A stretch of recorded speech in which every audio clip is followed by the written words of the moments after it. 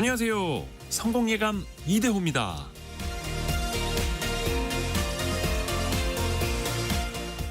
수많은 인간관계에서 외로움과 괴로움이 반복됩니다. 너무 멀어져도 너무 가까워져도 그러합니다. 모두와 친해지려 할수록 모든 일에 예스라고 말할수록 자신의 어깨는 점점 더 무거워지죠. 자신을 존중하는 사람은 필요한 거리감을 안다고 합니다. 업무와 인간관계 그리고 감정에 선명한 선을 그을 줄도 압니다. 그 선은 차가움이 아니라 자기 삶의 중심을 지키는 따뜻한 경계여야 하죠. 나 자신이 지나치게 소모되지 않기 위해서 나 자신부터 지켜야 다른 것도 돌볼 수 있기에 선택을 하는 것이죠. 선을 긋는다는 것은 무엇을 밀어내기 위함이 아닙니다. 또 선을 긋는다는 것은 나 자신을 가두기 위함도 아닙니다. 그저 따뜻한 경계가 필요할 뿐입니다. 성공예감 이대호입니다. 출발합니다.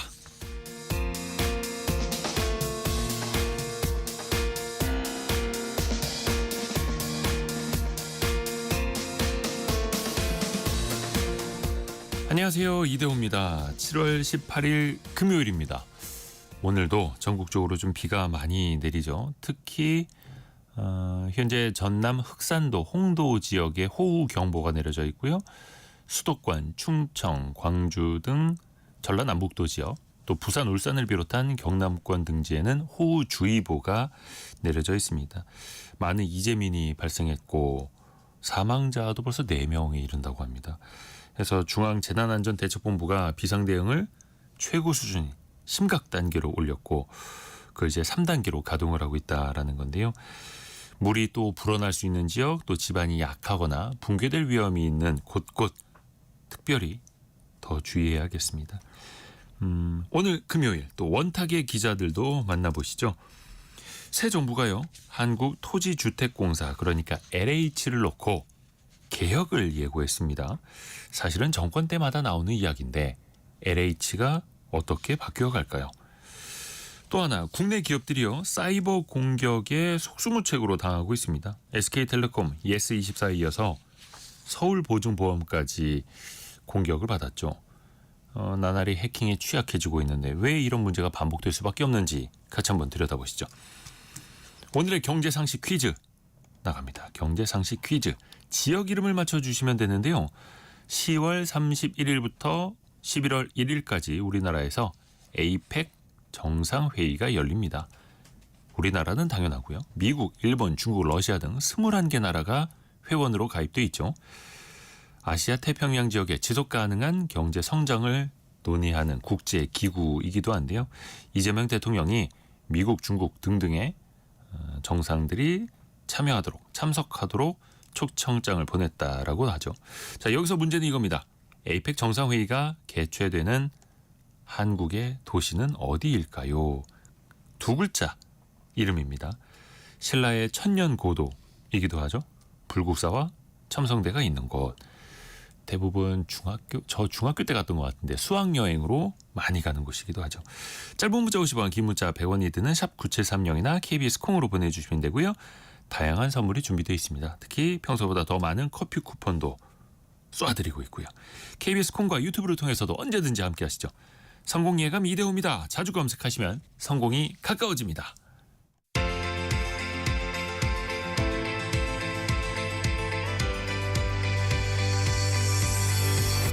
KBS 1라디오 성공예감 이대호입니다. 1011님 오늘도 도전합니다. 커피 쿠폰 성공에 가까워지려나요? 정답 부산이라고. 부산보다 조금만 더 위쪽으로 좀 올라와 주시겠어요? 예. 원탁의 기자들 함께 만나보시죠. 알고란의 고란 기자, 비즈워치 박수익 기자, 2대12 권소현 기자와 함께합니다. 안녕하세요. 네, 안녕하세요. 한국토지주택공사 LH죠. 국토교통부 장관 후보자 김윤덕 후보자의 청문회가 있었는데 지금 LH부터 도마에 오르게 생겼습니다. 갑자기 왜 헤드라인이 LH가 되는 걸까요? 네. 박수익 기자. 네. 네. 김윤덕 국토교통부 장관 후보자가 지난 15일에 인사청문회 지금 앞두고 있는데 인사청문회 사무실에 출근하면서 이제 대통령으로부터 주문을 받은 게 있는데 네. LH 개혁을 능동적이고 공격적으로 임해달라 이런 주문을 받았다라고 얘기를 했고요. 앞서 이제 이재명 대통령이 먼저 지난달 중순에 국무회의에서 좀 의미심장한 얘기를 했습니다. 그동안의 대통령들이 LH에 대해서 좀 발언했던 것과는 좀 결이 상당히 다르다는 느낌을 받는데 네. LH가 기본적으로 택지를 조성해서 민간에게 매각하는 구조 자체에 근본적인 문제가 있다. 이렇게 얘기를 했고요. LH와 관련해서는 말씀하셨듯이 역대 정부마다 이런저런 개혁 움직임이 나왔는데 이번에는 단어 자체가 능동적, 공격적, 그리고 근본적인 문제 이런 것에서 느껴지듯이 상당히 좀 뉘앙스가 세고 아예 결이 다르다는 느낌을 좀 많이 받고 있습니다. LH 개혁 이게 사실 토지공사, 주택공사가 통합을 한 것이고 한 번씩은 수술대에 오를 수밖에 없는 문제를 또 일으키더라고요. 그래서 이번에 이제 이재명 대통령 같은 경우에는 이제 구조적으로 문제가 있다라는 부분을 이제 지적을 한 거예요. 네. LH가 지금 보자면 사실 땅 장사한다라는 비판을 받잖아요. 네. 그러니까 이게 공공 임대 주택을 하게 되면 사실상 거의 손실이 날 수밖에 없습니다. 네. 그러면은 회사에 이제 부채가 쌓이게 될 거고, 그럼 이 어쨌든 회사 공사 형태니까 이걸 그러면 손실을 어떻게 보전할까를 보자면 일단 저렴하게 택지를 조성한 다음에 요걸 비싸게 민간에 팝니다. 그럼 여기서 차익이 나오면 이걸 가지고 공공 임대 주택 손실을 보전하는데 이러다 보니까 땅 장사라는 비판을 받게 되는 땅 장사라는 이제 논란이 나오게 되는 거죠. 경실련 같은 경우에는 이게 LH의 설립 목적이 뭐냐? 서민 주거 안정이거든요. 그런데 이거 지금 LH가 하는 행태를 보면은 결국은 자기네 이익을 추구하기 위해서 땅 장사하고 있는 거 아니냐. 결과적으로는 서민 주거 안정이라는 그 설립 목표 자체는 외면하고 서민 주거 불안만 가중시킨다. 그래서 이거 아예 땅 장사 못하게 아예 구조를 바꿔버려야 된다라고 주장하고 있는 거고 이에 대해서 이재명 대통령도 같은 문제의식을 갖고 있는 것 같고요. 제가 느끼기에 이재명 대통령이 LH를 이렇게 꼭 집어 얘기한 거는 되게 뭐랄까 행정가이기도 하고 정치인이기도 하기 때문이지 이게 그 일반 대중들의 정서를 굉장히 잘 알고 있는 것 같아요. LH에 대한 일반 그 사람들이 굉장히 반감이 큽니다. 왜냐하면 LH에 근무하면서 내부 정보를 입수해서 자기들의 사익을 추구했다 직원들이 그런데 또 약간 분노케하는 지점은 뭐냐면 그렇게 해서 문제가 된 직원들이 결과적으로 재판에 넘겨졌더니 네. 대부분 무죄가 났거든요. 아 그래요. 게다가 무슨 이제 그 뭐 연봉 그 월급 같은 것도 뭔가 이렇게 뭐 안 준다고는 뭐 압류했나 뭐 아무튼 그런 조치가 취해졌는데 결과 그것도 무효 조치가 이제 취해졌었고요. 그게 2021년에 맞습니다. 있었던 거죠. 네. 3기 신도시 지역 발표를 미리 이제 그때 아마 막 이렇게 수사한다, 뭐 구속됐다, 뭐 많은 소식은 떠들썩했는데. 들었는데 예. 이게 다 무죄가 났어요. 과거에는 약간 이제 조직을 맞아요, 해체하는 맞아요. 수준의 이제 개혁이 필요하다고 했을 맞아요. 때는 약간 그랬었죠. 이런 반대 감정이 좀 있었거든요. 그러니까 땅 투기 논란 이런 거가 이랬던 것도 사실은 이 예전에 토지공사가 갖고 있었던 이제 막강한 3대 권한이 있는데 그게 이제 토지 수용권 그리고 용도 변경권 그리고 독점 개발권이에요. 그러니까 기본적으로 어디에 신도시를 개발할 거고 어디에 땅값이 오를 거고 이런 정보들을 다 LH 직원이 알고 있고 그거를 알고 있는 데서 그치는 게 아니라 뭐 지인들 혹은 자기가 직접 투자하거나 이런 식으로 해서 이제 차익을 올렸다 이런 거에 대한 반감이 좀 있어서 이런 것들에 따른 뭐 준법관지세 도입하고 뭐 성과급도 환수하고 재산 등록도 의무화하자 뭐 이런 식으로 좀 개혁을 추진했었고 그리고 또 한 가지가 2023년에 그 인천 검단 아파트 철근 누락 붕괴 사고가 있었잖아요. 이것도 결국은 LH에서 일하던 분들이 퇴직 후에 각종 뭐 시공사라든가 뭐 설계사 이런 데로 가면서 전관 카르텔이 형성이 된 거에 따른 그래서 벌어진 일이다 뭐 이래서 이런 것들을 좀 해소하기 위해서는 개혁이 필요하다였는데 지금 논의는 LH가 하고 있는 이 토지를 매각해서 버는 이 차익과 공공임대주택을 하는 그 사업 구조 자체를 바꿔야 된다라는 이제 논의이기 때문에 기존에 얘기가 되고 있는 논의와 완전 결이 다른 것 같습니다. 그러니까 더 근본적인 그렇죠. 그러니까 직원 방법이죠. 개개인의 일탈이라든지 퇴직자에게 일감 몰아주기 그들만의 카르텔은 별개의 이야기고 이번에 이야기가 나온 건 LH의 본업과 관련된 이야기. 그 별개 이야기라고 보다는 그 근본 구조를 바꾸면 아까 말씀드린 그 문제가 해결되는 또 구조로 가기 때문에요. 그러면 그게 어떤 방향으로 가는 걸까? 일단 토지공사, 주택공사가 하나로 합쳐져 있는 토지주택공사인데 어떻게 보면 본업이 토지를 싼 값에 확보를 해서 개발을 하고 거기에다가 공공이라든지 공공임대 아파트를 짓는 방식, 사업의 시행 주체가 되는 방식인데 이걸 그럼 뭐 어떻게 바꾸자라는 걸까요? 뭐 싱가포르 방식이라고들 말을 하던데 일단은 건설 사업을 자체 시행을 합니다. 그리고 건설사에는 시공사 역할을 맡기고요. 지금은 그냥 땅을 택지 조성해서 파는 것에 그쳤거든요. 네. 근데 그게 아니라 직접 LH가 들어가서 건설 사업을 하라는 거죠. 그래서 이제 매각형 말고 공공택지 분양하지 말고 보유를 합니다. LH가. 그리고 직접 임대를 하는 임대형으로 하라라는 겁니다. 그래서 임대한 땅 같은 경우에는 토지 임대부 분양주택 등으로 활용해서 네. 그러니까 직접적으로 LH가 땅을 팔아서 매각을 한 다음에 그냥 민간에 하는 게 아니라 그냥 LH가 직접 들어가 가지고 임대 사업을 하라는 거죠. 그러니까 개발 사업자 역할보다는 개발과 임대 사업자로 본연의 역할을 이어가라. 그게 그러면 어떻게 해결책이 될까요? 박수희 기자. 어떻게 네, 보세요? 일단 이게 몇 가지 단계가 있는데 예. LH가 기본적으로 땅을 사들일 때 강제 수용권이라는 권한을 이용해서 거의 비밀리에 그리고 또 일사불란하게 딱 이렇게 네. 삽니다. 그 과정에서 사실 많은 논란들이 있는 게 헐값으로 이제 땅 주인들이 넘기고 이런 논란이 있고 그렇게 산 땅을 기반 공사를 해가지고 도로나 이렇게 상하수도 전기 같은 걸 깔아놓고 그렇게 약간 이제 건물을 지을 수 있는 아파트를 지을 수 있는 수준으로 땅을 이제 개발해놓고 그걸 민간 사업자들에게 다시 파는 거거든요. 그렇게 팔게 되면은 그 민간 사업자들은 또 이제 그냥 이익을 남겨야 되니까 고가의 분양가에 아파트를 팔게 되고 결국 그렇게 되면 돈을 버는 거는 민간 건설업자들이고 LH가 그 중간에서 약간 중개업자, 토지 중개업자 같은 그런 역할을 하는 그런 구조를 지금 지적을 한 건데 그러면 어떻게 좀 이거를 바뀌어야 하냐 또는 바뀔 것인가 생각하면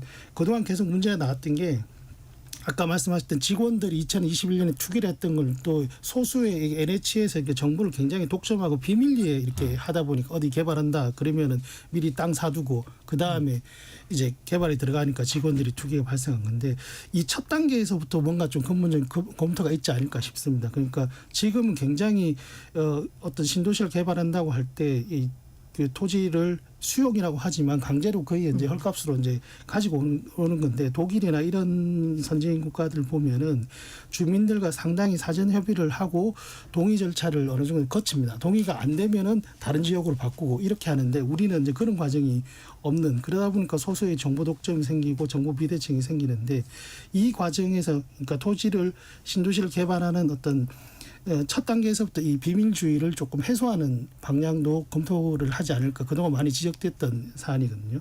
그 다음에 그렇게 이제 매입을 한 토지를 가지고 지금은 다시 LH가 기반 공사를 한 다음에 민간 건설 사업자들에게 판단만 주고 그렇게 팔다 보니까 분양가가 좀 비싸지고 이런 후속적인 그런 부작용이 생기는데 그 시점에서 아까 고란 기자께서 말씀하셨듯이 LH가 그렇게 토지를 팔지 말고 LH가 직접 이제 임대 사업을 한다. 임대 사업을 한다는 얘기는 LH가 토지는 그대로 보유하고 있는 상황에서 주택을 짓도록 하라는 얘기죠. 그래서 LH가 직접 토지를 보유를 하고 장기적으로 임대 공급을 하는 이런 모델. 를 일단 기본적인 골격으로 하지 않을까 싶습니다. 이게 토지라는 게 굉장히 한정된 재원인 거잖아요. 한정된 재원이기 때문에 지금 이제 주택 가격의 거의 상당수가 토지 가격일 거란 말이에요. 그래서 이제 토지는 그대로 이제 LH가 보유를 하고 임대주택을 지었을 때 그 주택에 대한 소유권만 분양하는 뭐 여러 가지 방법들이 좀 논의되고 있는 상황이 있는데 기본적으로 그렇게 되면 이제 재정 문제를 좀 고민할 수밖에 없는 그렇죠. 상황인 거예요. 이게 그러니까 땅을 살 때는 한꺼번에 사야 되고 네. 그 임대 수익은 뭐 수년간 수십 년간에 걸쳐서 들어올 텐데 일종의 작은 미스매치가 될 수밖에 없는 거죠.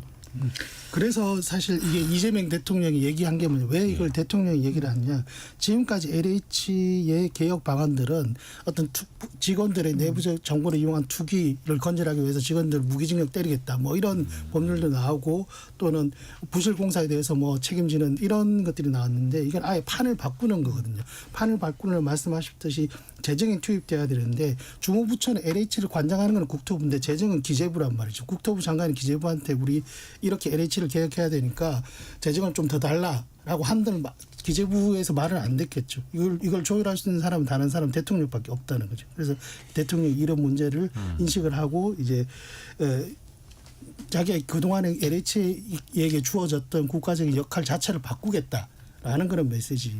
그러면 권소영 기자, 조금 전에 아까 이야기하던 재정 문제. 그럼 LH가 그렇게 지금 사업 구조를 개편도 괜찮을 정도로 재정이 튼튼한가요? 튼튼하지 않죠. 그러니까 이제 그 문제죠. 부분에서 정부의 결단이 필요한 부분인 거예요. 네. 아까 말했던 것처럼 이거는 각 부처 간의 협의도 좀 필요한 문제인 건데 사실 이게 LH가 공공주택을 분양 임대를 한다고 해도 이게 이제 취약계층 대상이기 때문에 저렴한 분양가일 수밖에 없어요. 그리고 이익이 날 수가 없는 구조인 게 어쨌든 임대주택을 공급을 하면 주택이라는 거는 계속 낡게 마련이기 네. 때문에 이제 수선비도 들어가잖아요. 그래서 실제로 이 임대주택 한 채당, 그러니까 통합 공공 임대주택을 한 채 지을 때마다 1억 1,000만 원씩 부담한다는 분석도 있어요. 그래서 이제 작년에 이 공공 임대주택 사업을 유지하느라고 발생한 소실이 2조 5천억 원 정도가 되거든요. 네. 근데 또 어찌 말하면 이제 LH가 사실은 그 수도권 그러니까 택지를 조성해서 매각해서 차익을 얻는 방법으로 이런 손실을 좀 보전해 왔었는데 이것도 사실 지방마다 좀 차이가 있는 게 수도권 택지 개발 사업에서 그 일부를 민간에게 매각하고 그 수도권의 이익으로 지방 손실을 메우는 그러니까 이 지역 간의 차이도 있었단 말이에요. 그래서 LH의 영업 이익이 사실은 집값, 땅값하고 굉장히 이제 연관이 돼서 같이 갔었는데 뭐 예를 들어 집값 급등기였던 2020년, 2021년 이럴 때는 LH 영업이익이 뭐 전년 대비로 50% 뭐 30% 이렇게 두 자릿수 급증했었는데 2022년, 2023년 이럴 때는 뭐 전년 대비 68%, 막 98%씩 꺾이기도 했었어요. 뭐 일단 부동산 경기 안 좋고 부산 PF 부실 터지고 이러면 안 됐었는데 실제로 매번 토지 매각이 잘 되느냐 그것도 아닌 게 작년에 매각되지 않은 토지 규모가 16조 원. 이게 알리오라는 그 공공기관 공시 사이트로 들어가면 그쵸. 숫자가 다 나오거든요. 이게 부동산 경기에 따라 어떤 해에는 10조 원 밑으로 내려가기도 하고 어떨 때에는 30조 원을 넘었던 시기도 있었는데 이게 만약에 토지 매각이 잘 안 되고 이러면 실제로 이제 결국은 공공주택 사업을 하려면 빚을 내서 해야 될 수밖에 없는 상황이 벌어지는 거죠. 그래서 작년에 LH의 부채가 160조 원 정도였는데 이게 2020년에 129조에서 굉장히 많이 늘어난 거예요. 뭐 중앙의 비금융 공기업 중에서 이제 최대 규모인 건데 이런 상황에서 토지 매각하지 말고 직접 공공주택 지어라 한다면 이제 결국은 정부가 보존을 해줘야 되는 상황인 건데 이걸 과연 할 수 있는가? 이게 사실 재정에 들어간다는 거는 결국 온 국민의 부담으로 돌아가는 건데 주거복지 그리고 재정 요 사이에서 약간 균형을 어떻게 잡을 것인가를 좀 고민해봐야 될 것 같습니다. 이게 개혁을 위한 개혁일 수도 있겠다는 생각도 드는 게 어찌됐든 간에 LH는 공기업이기는 맞습니다만 자체적인 수익도 내야 하는 회사 아니겠습니까? 그러니까 한켠에서는 비판이 나오는 거죠. 권인숙 님이 5년 임대, 10년 임대 분양하면서 원가의 두세 배 아마 폭리를 취한다. 개혁해야 합니다. 이런 목소리들도 좀 많은 청취자분들이 보내주고 계시는데 그러면 그렇게 해서 폭리를 취해서 돈을 많이 벌어왔느냐? 이익 잉여금을 쌓아놨느냐는 아니고 오히려 부채가 훨씬 더 많고 부채가 지금 공기업 가운데 가장 많다는 것 아닙니까? 그 뭐 비금융 공기업 가운데. 비금융 공기업 가운데 그러니까 금융을 빼고 그러면은 앞에서도 권소영 기자가 이야기한 것처럼 공공 임대주택을 그러니까 팔지 말고 임대를 직접 LH가 놔라라고 하면 말씀하신 것처럼 수익성은 더 떨어지는 분야이고 유지비는 계속해서 들어가니 재정은 더 악화될 테고 이거를 보존하기 위해서 땅이라도 많이 매입을 해서 개발한 다음에 파는 걸로 보존을 해왔는데 그러면 또 한켠에서는 땅 장사한다고 비판을 하고 그러면 뭐 어떻게 하라는 거냐. 그러면 우리가 계속해서 재정을 투입하면서 국민들이 세금 모아서 LH를 유지시켜 줄 것이냐. 또 그 방법은 어렵지 않습니까? 이게 그러니까 양쪽에서 다 비판은 많이 나오는데 이걸 어떻게 풀어나가야 되겠습니까? 그 LH가 뭐 부채가 많은 것은 사실인데 LH의 부채 중에 한 절반 정도는 사실 뭐 어디서 돈을 빌려서 이자를 지급해야 하는 의무가 있는 부채가 아니고 회계상으로 잡고 있는 임차 보증금에 이런 부채들이 일단 있고요. 그리고 지금 이제 LH와 관련해서 LH의 성격을 바꾼다라고 했을 때 그러니까 LH가 직접 임대 사업에 나선다는 뭐 그런 사업 모델도 있지만 토지를 보유하고 있는 상태에서 토지 자체를 팔지 말고 토지를 임대해서 그 위에서 뭐 본인들이 짓기도 하고 거기에 지을 사업자들을 구해서 하는 그런 방식.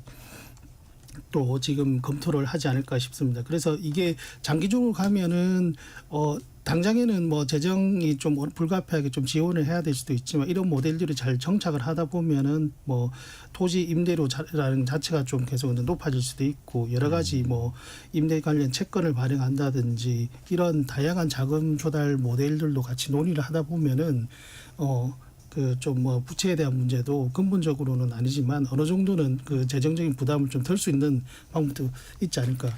그러니까 재원 조달 문제. 근데 또 한켠에서는 2867님처럼 땅 가공 업체다. 땅 가공업체. 비싼 값에 되파는 땅 장사꾼이 이렇게 비판해 주시는데 근데 거기서라도 수익을 내지 못하면 아까 유연옥님이 공사는 정부가 손실 막아주는데 무슨 걱정인가요? 이렇게 보내주셨는데 그게 우리 정부라는 우리의 세금으로 돌아가는 거니까. 근데 한편으로는 이게 아무것도 없는 땅에 개발을 하면서 이제 뭐 빌딩이 들어오고 아파트가 들어오고 이러면서 집값이 오르는 그 과정인 거잖아요. 그래서 이 개발 이익을 누가 향유하느냐에 대한 이제 논란이 좀 있는 건데 그 일부는 LH가 가져가지만 상당 부분은 건설사가 가져가는 것도 맞아요. 왜냐하면 이게 이제 택지를 많이 분양을 하고 이럴 때 건설사들이 뭐 예전에 그런 기사들 많이 보셨을 거예요. 벌떼 입찰. 이게 사실 공공택지를 분양받아서 여기서 아파트를 지어서 분양가를 높게 책정해서 분양을 하면 그 개발 이익을 이제 건설사가 상당 부분 가져가거든요. 그래서 특정 건설사들은 이 택지 개발한 그 택지를 받기 위해서 페이퍼 컴퍼니를 엄청 많이 설립을 해서 벌떼 입찰해서 많이 뭐 싹쓸이 해가거나 이런 것만 해서 성장한 건설사도 이제 몇 군데 있긴 하죠.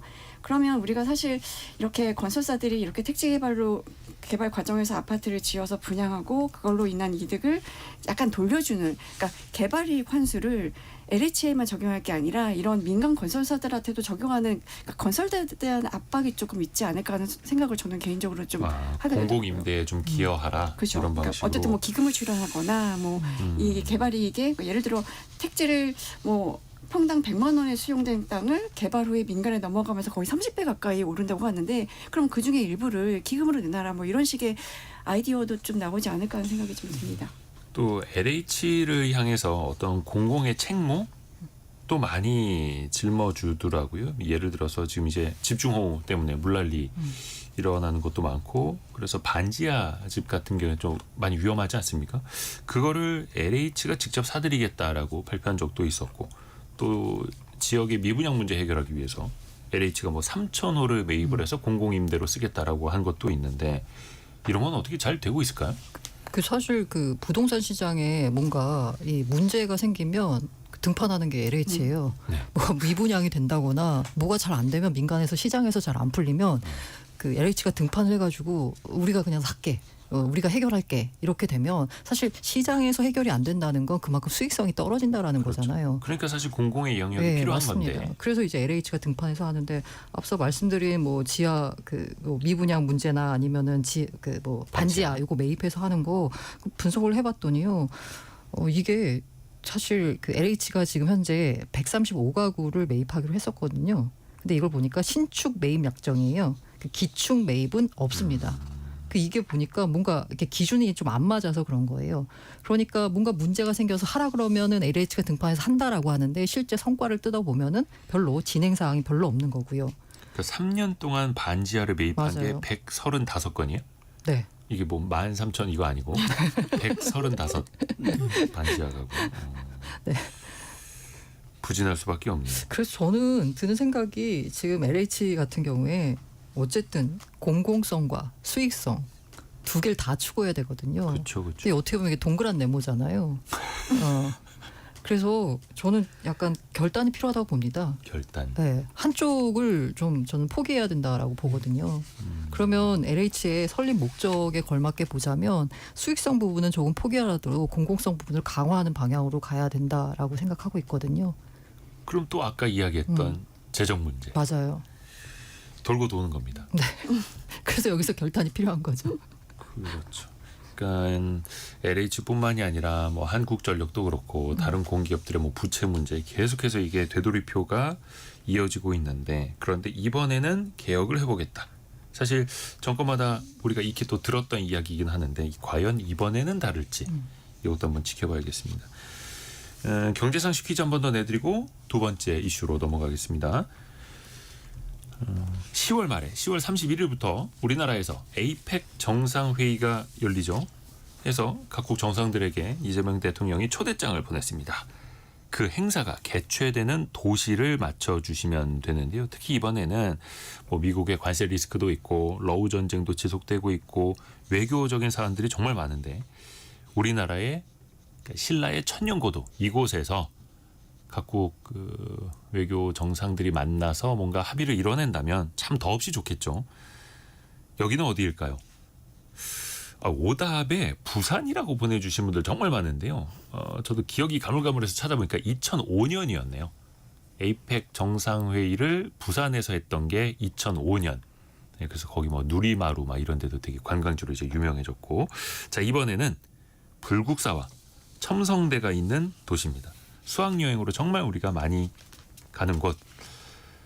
황순애님이 이 지역은 담장 없는 박물관이라고 불리는 곳입니다. 오 맞네요. 3035님 갑자기 차승원 씨 주연의 신라의 달밤 영화가 보고 싶네요. 에이펙 그 기간에 그 뭡니까 영화 채널에 지금 많이 틀어줄 것 같은데요. 케이블 영화 채널에서. 그리고 9582님은 여동생이 보문단지에 있는 호텔에서 근무하고 있는데 지금 에이펙 준비 때문에 너무 힘들다고 하네요. 이렇게. 시간은 촉박하고 또 준비는 철저하게 해야 하고 많은 분들이 고생하고 계십니다. 이 지역을 맞춰주시면 됩니다. 신라의 천년고도. 짧은 문자 50원, 긴 문자 100원이 드는 샵 9730, 또 비용이 들지 않는 KBS 콩이 열려 있고요. 더 많은 분들에게 커피 쿠폰 보내드리고 있습니다.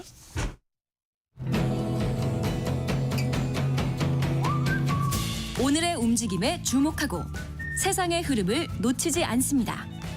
여러분의 내일을 응원하며 성공의 열쇠를 함께 찾아갑니다. 성공예감 이대호입니다.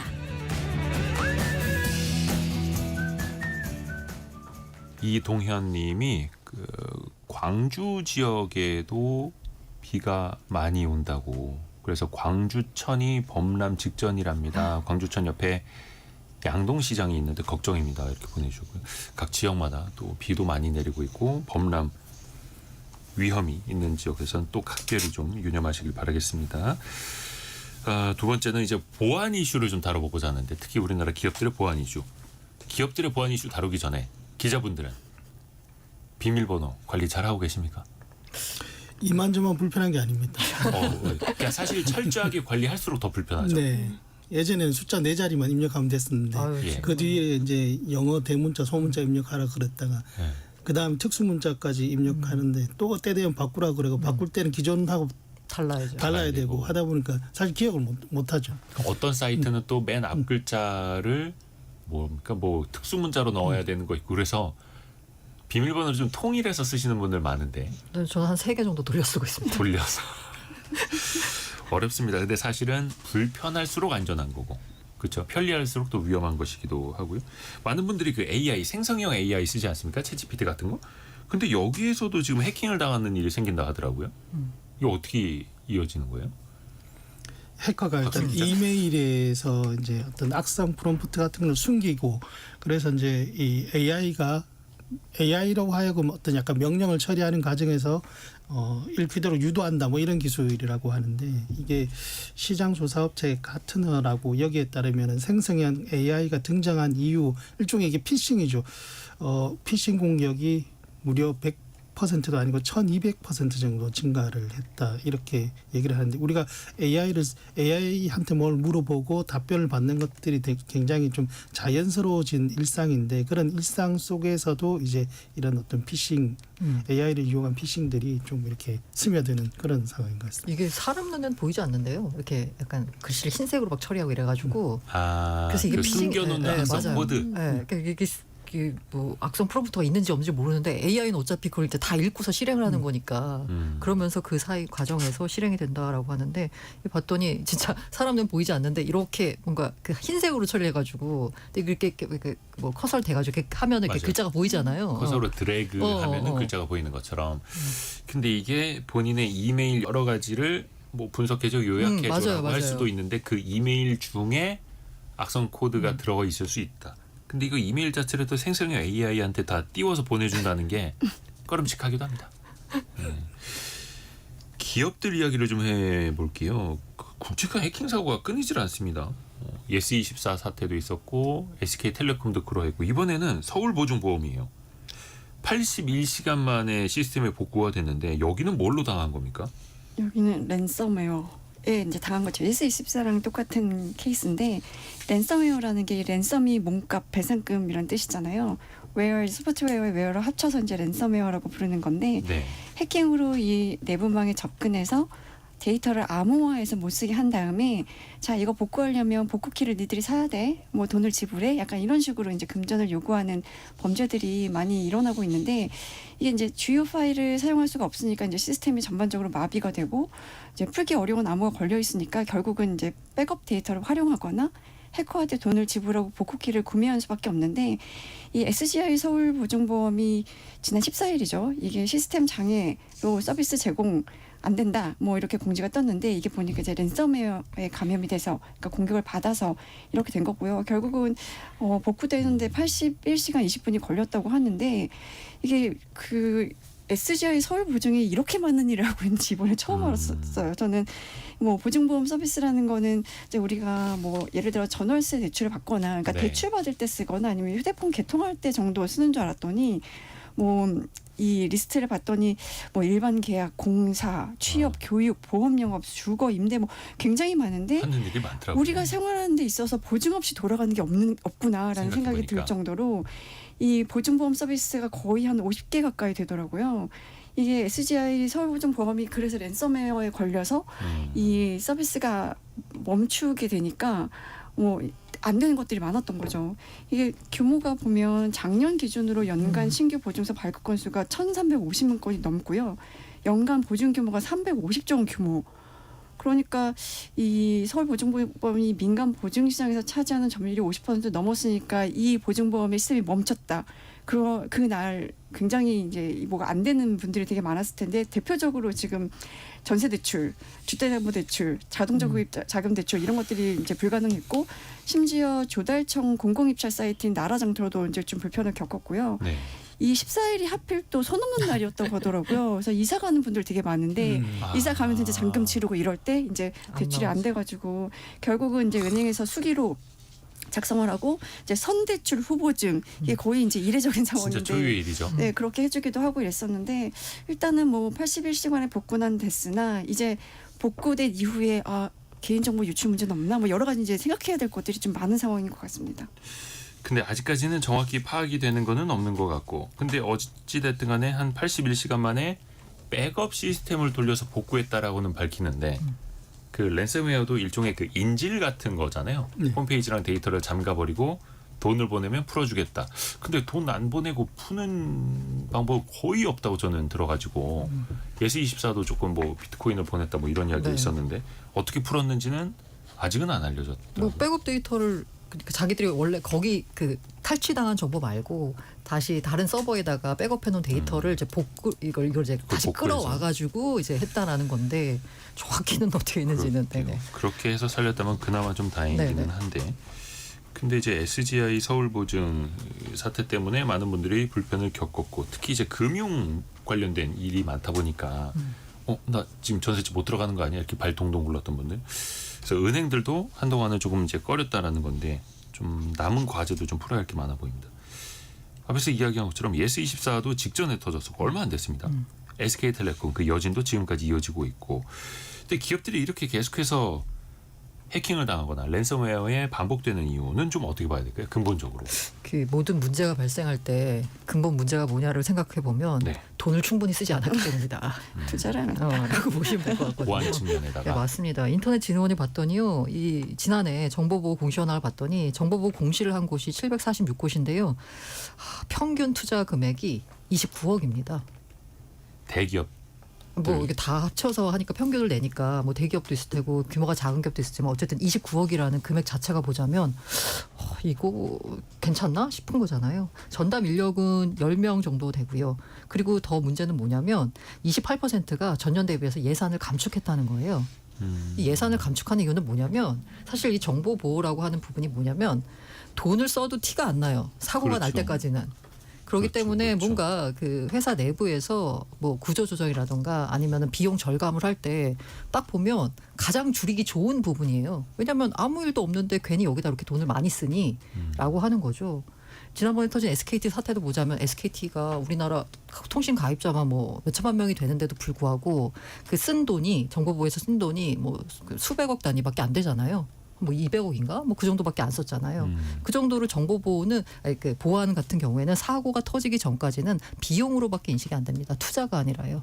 그러다 보니까 그래서 우리 확실히 망이 좀 얇을 수밖에 없고 그래서 해커들한테 뚫리는 경우가 많은 거고요. 그러니까 그 방패를 참 좋은 걸 미리미리 준비해 놔야 하는데 누가 찌르거나 때리기 전까지는 이 방패가 튼튼한지는 잘 모르고 굳이 그걸 항상 준비해 놔야 돼. 라는 얘기가 나올 예. 수밖에 없죠. 그리고 그 정보보호 공시를 한 740여 개는 이 정보보호를 공시할 정도가 되면 그래도 알만한 기업들이다라는 거. 근데 그게 평균 투자액이 29억 원에 불과하다라는 거고요. 이게 사실 전년 대비로 늘어난 네. 거기는 해요. 아, 이게 근데 는 거예요? 이제 해외랑 비교해 보면 굉장히 적은 수준이라는 게 문제인 건데 문제는 우리가 해킹 기술 이런 것도 나날이 발전하잖아요. 네. 우리가 지금 이제 정보 보안을 뭐 뛴다 그러면 해커들이 이제 날아다니는 수준인 건데 그 날아다니는 속도도 엄청 빨라진 거거든요. 근데 실제로 그 스위스 국제경제개발대학원이 국제경쟁력 평가를 발표를 하는데 이 중에 사이버 보안 부분에서 한국이 69개 국자 중에서 40위 정도밖에 못했어요. 근데 그게 지난해에는 그래도 20위였거든요. 그러니까 다른 데들은 정보 보안의 투자나 이런 것들 확 올렸는데 우리는 늘렸지만 너무 그 상대적으로. 해외에 비하면 굉장히 적은 수준의 늘림이었다. 그래서 순위도 추락했다라고 볼 수 있는 거죠.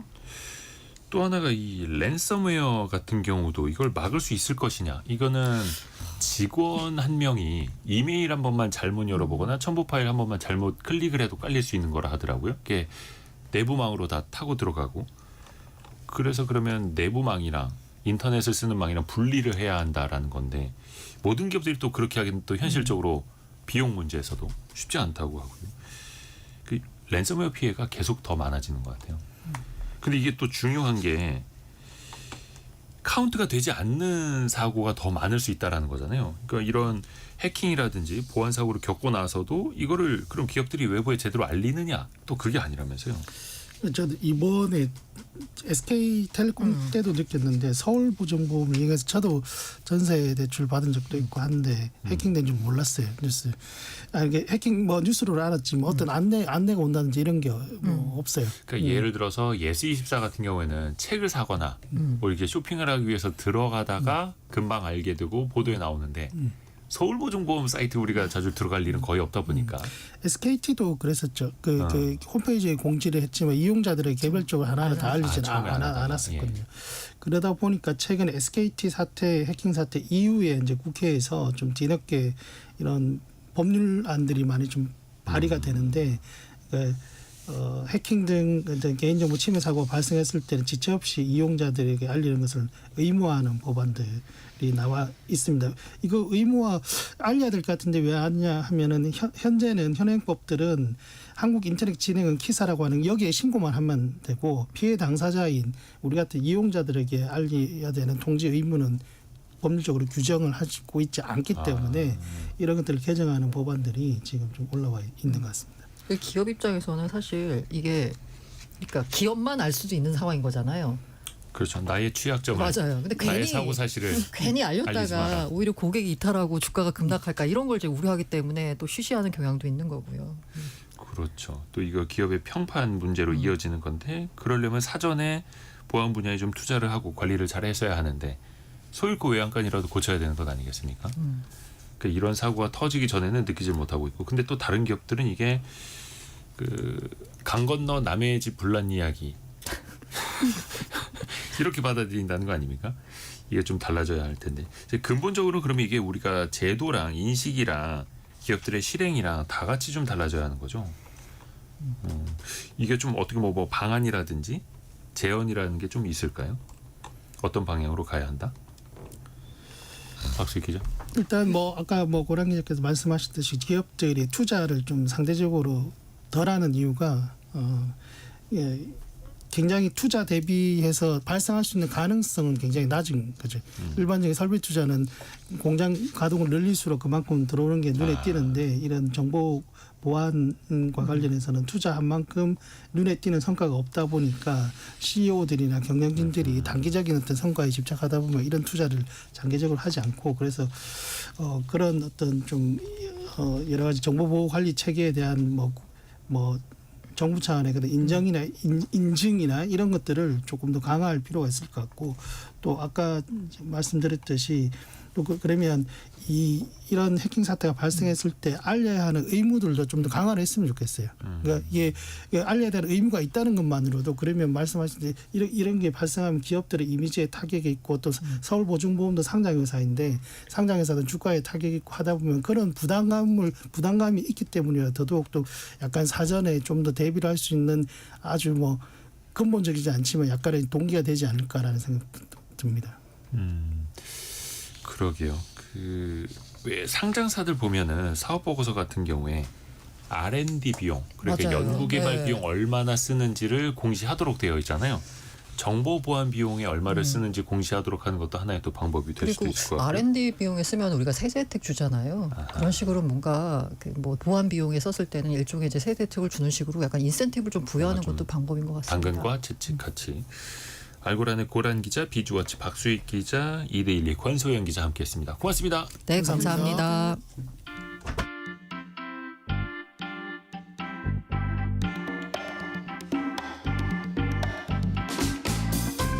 지금 여러분께서는 KBS 일라디오 성공예감 2대 홈미다를 듣고 계십니다. 프로그램에 참여하신 청취자 여러분께는 추첨을 통해 아름다운 식탁 창조 주빅푸드에서 뿌리 담은 리얼 생와사비를, 쉽고 빠른 판촉물 제작 시너지 기프트에서 고속 충전 알람 시계를, 그리고 성공예감에서 준비한 커피 쿠폰을 보내드립니다. 당첨자는 성공예감 2대 홈미다 홈페이지에서 확인하세요.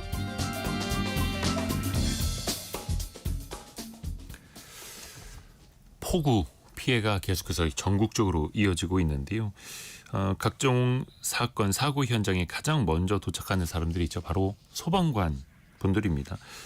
불이 났을 때뿐만 아니라 물불 가리지 않고 뛰어드는 그 소방관의 세계 직접 체험한 기자가 있습니다. 체얼리즘 시간 머니투데이 남형도 기자와 함께합니다. 남 기자님 안녕하세요. 네, 안녕하세요. 보통 이제 화재 출동 먼저 떠오르잖아요. 소방관 하면. 근데 집중호우 내릴 때도 정말 바빠진다고요, 이분들. 네, 장마철이나 집중호우 기간에는 소방 출동도 증가하는데요. 폭우, 도로나 이제 차량 침수, 벽 붕괴, 감전 사고 등 이제 평소보다 훨씬 다양하게 응급 상황이 한 번에 또 복합적으로 발생하는 특징이 있습니다. 네. 비로 인해서 이제 좀 도로가 미끄럽거나 보행로에서 낙상하는 사고도 늘고요. 그러니까 비량내기 출동이 아주 일상인 시기인데요. 소방서별로 수해가 우려되는 지역의 현장에 직접 가서 점검하기도 하고 집중 호우 이후에도 이제 장애물을 또 제거해야 되고 추가적으로 안전 조치, 피해 복구 지원 등 다 소방관이 하는 일이거든요. 그래서 실종자를 또 수색하는 일도 주요 업무에 다 들어가 있습니다. 또 소방관 하면은 화재를 빼놓을 수가 없는데 여름에는 비가 많이 내리니까 또 습하니까 화재 많이 안 날 것 같은데 그래도 은근히 여름에도 화재 많이 난다 하더라고요. 네, 소방청에 따르면은 최근 5년간 전체 화재 약 20만 건 중에 15%가 여름철에 발생을 했는데요. 단순 화재 건수만 놓고 보면 아무래도 겨울에 더 많이 나긴 하지만 그렇죠. 냉방기 쓰고 멀티탭 이런 정기적인 요인을 또 놓고 보면 7에서 8월 정도의 정기 화재가 또 가장 큰 비중을 차지하고 있습니다. 고전력이 필요한 가전제품들이잖아요. 근데 네. 이거를 멀티탭에 여러 개 꽂다 보면은 생기는 문제인데요. 최근에도 실제 좀 부산 한 아파트에서 에어컨이 연결된 멀티탭에서 불이 나가지고 어린 자매가 숨지는 안타까운 사고도 있었습니다. 그래서 사시사철 물이 불어날 때나 불이 붙을 때나 다 소방관들이 절실하게 필요한 순간인데요. 남 기자도 그 소방관 체험을 같이 해봤다면서요? 네, 그 옷 장비를 똑같이 입고 출동하는 체험을 했는데요. 네, 이 준비 과정 자체가 만만치 않았는데 네. 강화복, 헬멧, 뭐 두건 산소통, 신발 뭐 이런 것까지 다 합쳐서 무게가 25kg에 육박을 하더라고요. 그래서 25kg이요? 네, 거의 완전 어마어마합니다. 군장인데 이 정도면. 네, 걸을 때마다 발이 땅에 계속 들러붙는 느낌 정도였고요. 소방 호스까지 들어간 큰 배낭을 메니까 35kg에 달하고요. 네, 이거를 메고 고층 건물도 이제 엘리베이터가 쓰지 못하는 이유가 화재가 나면 엘리베이터를 못 쓰잖아요. 그렇죠, 그러니까 그렇죠. 네, 그걸 이제 그렇게 그 상태로 계단을 실제로 올랐는데 여름에 이제 속옷까지 다 젖을 정도로 땀이 나서 진짜 힘들어 죽을 것 같다 이런 느낌이었습니다. 그걸 제가 힘들어하는 걸 이제 지켜보신 소방관님이 웃으면서 저희는 이제 43층 고층 건물에 예. 산소통 2개만 메고 올라간 적도 있었다라고 하셨는데 왜 산소통을 힘든데 2개나 메셨느냐고 제가 여쭤봤더니 예. 그렇게 해서 머무는 시간을 늘려서 이제 사람을 한 명이라도 더 살리려고 했다 이렇게 사명감 넘치는 대답을 하셨습니다. 요즘에 또 뭐 한 3, 40층 고층 건물이 많다 보니까 거기를 또 계단으로 직접 뛰어 올라가야 하고. 야. 현장 출동도 혹시 같이 하셨어요? 네, 그날 불이 난 주택 화재 현장에 같이 출동을 해봤는데요. 네네. 도착하자마자 거의 저는 어떻게 해서든 뭐라도 이제 좀 보탬이 되고 싶었는데 그 현장 자체가 너무 두려울 정도로 압도적인 모습이었어요. 예. 그리고 절대 들어오면 안 된다라고 하는 소방관의 당부를 순순히 지킬 수밖에 그렇죠. 없게 됐고요. 네. 그 안에서는 어떠냐고 여쭤봤더니 유독가스가 미친 듯이 나오고 앞이 이제 컴컴해서 아무것도 보이질 않는데요. 그래서 벽을 짚고 이제 소방관님들도 더듬어서 들어간다고 합니다. 산소통이 시간이 있으니까 이제 버티는 게 통상 30분 정도인데 공기가 부족하면 삐하고 긴 경고음이 나온다고 합니다. 그때 욕심을 부려서 한 명이라도 살리겠다고 머물다가는 큰일 나고 재빨리 현장을 나오지만 않으면 안 된다. 그래서 매번 진짜 목숨을 거시는구나 이게 너무 느껴졌습니다. 그렇죠. 소방관 분들이 슈퍼맨은 아니니까요. 박봉자님도 소방관 분들 정말 고생이 많습니다. 과로로 건강 해치지 않도록 몸 관리 잘 하셔야겠네요. 이렇게 보내주셨고. 그래서도 항상 나오는 이야기가 소방관 분들의 근무 여건이 너무 열악하다 이런 지적들은 항상 끊이지 않잖아요. 좀 어떻게 달라지고 있나요? 참 정말 지적되어 온 그렇죠. 얘기인데요. 이렇게 위험한 임무랑 경무에 시달리는데 근무 환경에서는 사실상 좀 제자리 걸음이라고 좀 봐야 될 것 같습니다. 네. 위험근무 수당은 2016년 월 6만 원으로 인상된 뒤에 계속 동결 상태이고요. 화재 진화 수당은 2001년 월 8만 원으로 오른 뒤 25년째 그대로이고 안전장비가 부실하다, 급식이 부실하다 이런 논란과 각종 처우 이런 것들이 계속 반복되고 있습니다. 이게 왜냐하면 정부가 중앙정부가 아니라 이제 각 지자체가 소방본부의 예산과 인사를 맡고 있기 때문에 지역의 재정에 따라서 이런 여건에 따라서 화재 진압 장비라든지 인력 충원 같은 것들이 달려 있는 거잖아요. 그렇다 보니까 이런 격차가 생기는 문제가 계속 있고요. 특히나 좀 젊은 층을 중심으로 그만두는 소방관도 늘고 있어서 지난해 상반기 기준으로 보니까 퇴직 소방관의 75%가 10년 차 이하 소방관인 것으로 조사가 되기도 했습니다. 오히려 젊은 소방관들이 일을 먼저 그만둔다. 그렇죠. 아이고야. 8395님이 제 아들이 전남 소방관입니다. 어제부터 지금 재난으로 비상이고 하는 일이 교통사고 현장, 벌집, 뱀 잡으러 가는 현장, 자살 방지 출동 등등 이렇게 많다고 고생 많이 하십니다. 근데 이런 분들에게 참 우리 마음속으로는 항상 고마워하는데 가끔 보면 소방관들한테 막 수리비 내놓아라 이런 것도 막 이슈가 되잖아요. 올해 2월이었어요. 새벽에 광주 한 빌라에서 불이 났는데 소방관분들이 이제 세대문을 다 두드리면서 안에 있던 주민 5명을 바깥으로 대피를 하고 네. 연기를 피해서 옥상으로 간 2명까지 다 구조를 했습니다. 네. 그런데 이제 혹시나 잠들어 있거나 쓰러져 있을 수 있잖아요. 연기를 맞으셔서 새벽이니까. 그걸 이제 확인을 하려고 도어락을 부숴가면서 이제 강제로 문을 열었는데 이후에 일부 집주인들이 손해배상을 요구한 겁니다. 소방관들에게요. 그 한 세대당 130만 원씩 한 총 800여만 원이었는데 빌라 집주인이 숨져서 보험 배상이 어려워지니까 소방서가 이제 떠안게 된 거죠. 그게 또 뭐 한 몇백만 원 나왔다고 막 그랬었잖아요. 네. 그래서 이게 며칠간 공문이 이렇다가 결국에는 광주시 소방본부에 편성된 예산으로 보상되긴 했습니다. 아하. 근데 그 이후에도 이제 비슷한 일이 반복되지 않을까 싶어서 이와 관련된 대책이 필요하다라는 지적이 나왔었죠. 아니 그러니까 이게 사람 살리려고 문을 이제 강제로 연 건데 결국에는 이걸 다시 소방관들에게 물어내라. 근데 그것도 당시에 막 이슈가 되고 여론이 막 불타오르니까 그래서 예비비 편성해서 보상을 광주시 소방본부에서 했던 거고요. 이게 근본적으로 좀 달라져야 하는데 소방관 분들이 또 외상후 스트레스장애 시달리는 경우도 많다 하더라고요. 네, 잘 알려져 있죠. 다른 직업군보다 외상후 스트레스 장애 유병률이 높은 것으로 나와 있고요. 지난해 소방공무원 마음건강 설문조사를 했는데 6만여 명 중에 8천 명 정도가 PTSD, 외상후 스트레스 장애나 우울 증상을 호소했습니다. 3천여 명은 자살 위험에 노출돼 있고 매년 소방관 5명꼴로 직무 수행 중에 목숨을 잃는다고 합니다. 아이고야. 이분들이 소방관 분들이 직접 말하는 진짜 필요한 변화 어떤 거 이야기하시던가요? 최현 소방관님께 들은 말이 인상 깊게 남은 게 있었거든요. 네. 소방관 보고 맨날 영웅이다 이제 이런 이야기를 많이 하잖아요. 그 소방관님은 그 말이 정말 싫다고 하셨습니다. 영웅은 힘든 상황에서도 그냥 어떤 열악한 상황에서도 혼자 다 감수해야 되는 역할인데 그런 말을 차라리 안 들어도 좋으니까 마음 편히 마음껏 사람 편히 살릴 수 있게 환경이라든지 이런 처우 같은 것들 잘 계산해서 잘 만들어줬으면 좋겠다 이렇게 당부를 하셨습니다. 네. 영웅이 아니라 공무원이다. 여러 가지를 생각하게 만드는 말이네요. 머니투데이 남형도 기자였습니다. 고맙습니다. 네, 감사합니다. 감사합니다. 2부에서는요. 곽재식 작가와 함께 뿌리 깊은 제조업 시간으로 돌아옵니다. 전기 사용량 많이 늘어나면서 전선의 중요성도 많이 높아지고 있는데요. 과연 그건 어떻게 만들어지는 걸까요? 잠시 뉴스 들으시고요. 10시 5분에 금방 다시 뵙겠습니다.